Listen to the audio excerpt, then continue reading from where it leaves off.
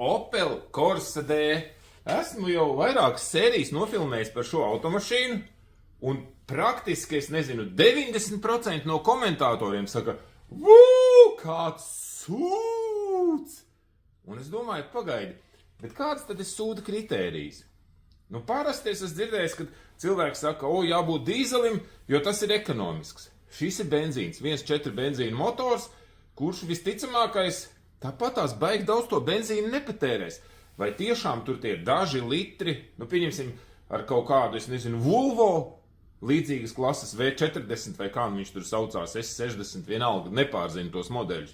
Nu, tur būs 4,5 litri patēriņš pa pilsētu, braucot pa pilsētu. Pateicu jau arī, pa šoseju, braucot uz 85 km/h, būs, teiksim, 4,5 litri dīzeļa. Nu, šitam tādā pašā ātrumā braucot, būs droši vien 6 litri benzīna. Un tas ir tas izvēles kritērijs, kāpēc Corsa ir sūds. Nē, nopietni. Tas, ka tev gadā aizies tur 78 eiro vairāk, savukārt te nav nekādas sarežģītās sprauslas, sūkņi, DPF filtri, turbīnas, nekā te tāda nav. Te, nu, tanī Volvo reizi kaut kādos 3 gados, tanī dīzelī ir jāveic kaut kāds pamatīgs remonts, vai ne? Ja vien tu viņu neesi nopircis jaunu veikalā mūsu motorā. Labi, tātad patēriņš nebūtu kritērijs, kāpēc tas ir sūds. Vēl daļa no komentatoriem raksta tā kā, vai tev nav bail dot sievai to mašīnu, nu ar tādu domu, ka viņi kaut kur ietrieksies, nu kamas viņai ietrieksies, viņa būs beigta.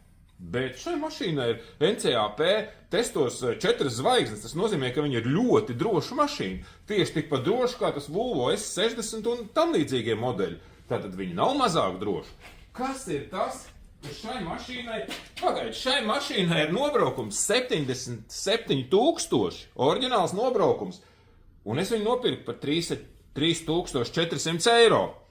Un viņai pat nav neviena cauruma, kurš būtu jāmetina, un nebūs jāmetina tuvākos, es domāju, 4-5 gadus. Līdz ar to pagaidi.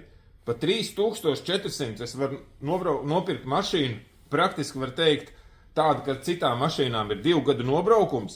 Nu, nevaru, vai ne? Tātad, kas te vēl ir slikti? Kas te ir slikti? Šitie slikts salons. Tā kā maz vietas, pak man ir jāapsēžās. Nē, paskaties, es sēžu savā parastajā pozā. Man ir normāli ērti, viss kārtībā. Es pat, kad aiztaisu durvis, nu labi, tagad netaisīšu, bet aiztaisu durvis, man nekas te nespiežās. Man ir ok. 78 000 nobraukums, redzi? Kāds teiks, nevar būt 11. gadā tāds nobraukums, nevar būt. Šitāds nevar būt. Bet varbūt.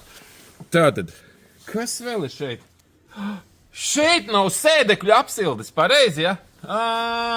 Rekur ir tā lieta. Nu ja, noskaidrojam. Tāpēc es starp citu, automāts, parastais automāts, ne robots, brauc perfekti, plūdeni, viss pārslēdzas kā vajag. Starp citu, man robots arī patīk. Man patīk roboti. Iepriekšējai Korsiņai, Ievai bija robots, man patīk ar viņu braukt. Tagad manam jaunajam busam ir robots, man patīk, man nav nekāda problēma. Bet jā, mēs tā arī nenoskaidrojām, kāpēc tā mašīna ir sūds. Redzi, aiz manis aizmugurē gandrīz nav vietas. Man bišķi jāpaiet uz priekšu. Lūk, kur ir tā štelle. Ne, es tur varu iesaistīt. Tu vari? Jā. Pamēģinam. Paga. Ieliku šito te. Nē, vari. Nē, vēl mīgi, Pietiek vietas? Jā, te viņš jau ir kaut Bet es redzu, tev pārāk stāvi mugurē. Tu nevarētu tā ilgi pabraukt. Nē, bet bišķi. Ilgi nevar šitā aizmugurē pabraukt, redzi? Tu bišķi klaustrofobs. Redzi. Lūk, beidzot, noskaidrojām. Tāpēc, bet īstenībā, jūs jau sapratāt, ka šis video ir par to, ka latvieši, tas patērētājs, labāk nopirks kaut kādu Audi A6, kuram 3 reizes jau būs notīts spidometrs pa 200 000, kurš gļerkstēs, ļerbēs, kuram būs te, ko tik mēs tiem Audi te netaisam. Mainam kaut kādus šitos spararata, dubultmasu spararatus mainam. Visiem tiem dīzeļiem mēs katru otro dienu kaut kādu sajūgu mainam. Tādiem šitiem, kuriem ir tas dīzelis, 3 litri, tas dubultmasu spārarats, tad tās DSG kārbas, tad tie DPF filtri. Atceros tikko, kā vienam Audi bija pārlikušas ķēdes, sadalinēm zobrati bija pagriezušies. Mēs samainam ķēdes, un tu redzi, ka tie kulečuki nav pa metkām. Sadalins stāv nekā vajag. Beigās, jā, es iespiesu skrūspīlēs, tas zobrats, viņš ir uzprisēts. Izrādās, viņš grozās. Tā es viņu uzgriezu kā vajag, piemetināju. Subscriber teiks, ka tā nevar. Es ar silīciju bronzu piemetināju, viņš ugunu metinu. Un argonu, un viss bija pa pirmo zorti. Tagad vairs nenogriezīsies nākošreiz, kad pārliks tās ķēdes, bet mēs tur jaunas ķēdes ar uzlikām. Un tā, un cilvēki iegulda milzu naudu, tāpēc, lai brauktu ar vecu, 2015. gada, sagrabējuši, kā viņiem pašiem liekas kaut kādu premium statusa klasi. Tātad vecs sagrabējis automobīls, vienkārši nedaudz lielākā izmērā, kur aizmugurē ir nedaudz vairāk vietas. Kaut gan es neteikšu, ka tam Audi A6 ielai būtu stipri vairāk aizmugurē vietas aiz manis, kad es savā guļas pozīcijā apsēžos.